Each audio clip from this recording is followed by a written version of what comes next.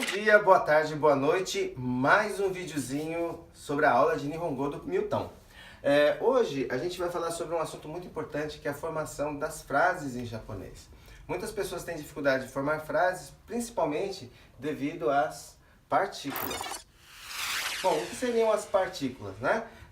Como a gente sabe, em português nós temos a estrutura formada por sujeito, verbo e complemento. Essa aqui é a estrutura em português: sujeito, verbo e complemento. Por exemplo, eu escrevo uma carta. Então nós temos o sujeito eu, nós temos o verbo escrevo e nós temos o complemento uma carta aqui. Então, isso daqui é a formação básica de uma frase em língua portuguesa.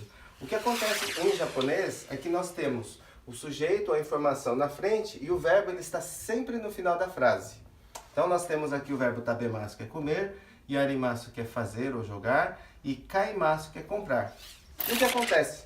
Como nós temos o verbo aqui no final da frase, no lugar das preposições e dos artigos que nós temos em português, a gente tem as partículas. Então, hoje o assunto são os verbos de ação. Quando você mexe o corpo, usa a cabeça, nós usamos verbos de ação para expressar isso daí.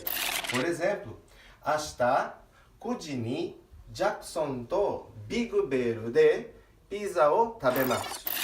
Ashita, kuji ni, Jackson to Big Bear de pizza o tabemasu. Então, nós temos aqui a partícula o, que indica o objeto da minha sentença. No caso, pizza o tabemasu, eu como a pizza, ou como pizza. O bigobeiro de, esse de aqui indica para mim o local da ação. Bigobeiro de pizza o tabemasu, como pizza na Big Bell. Depois nós temos aqui Jackson to bigobeiro de pizza o tabemasu. Jackson to, esse to indica para mim a minha companhia. Então eu vou comer pizza na Big Bell com o Jackson. E a última informação aqui é em relação ao tempo. A partícula que marca tempo para mim numa frase com verbos de ação é a partícula ni, quando esse tempo estiver sendo indicado através de um número, por exemplo, kuji ni. Kuji ni, Jackson to Big Bear de pizza o tabemasu. Significa que eu como pizza na Big Bell com o Jackson às 9 horas.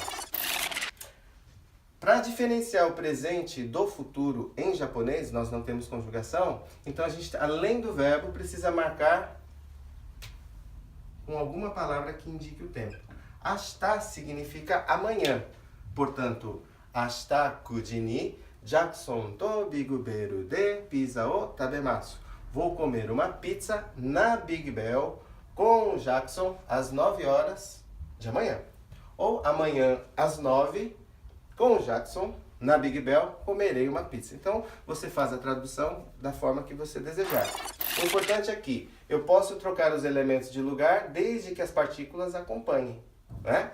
Dessa forma, nós estamos formando, então, uma sentença com verbos de ação. Ashita, kuji ni, Jackson to Big Bear de pizza o tabemasu. Doyoubi, 8時50分に会計と公園でサッカーをやります。Sábado, às 8h50, vou jogar futebol no parque com o Kaique. Mainichi 6時にダビとフォックスでパンを買います。Todos os dias, às 6, eu compro pão no Fox com o Davi.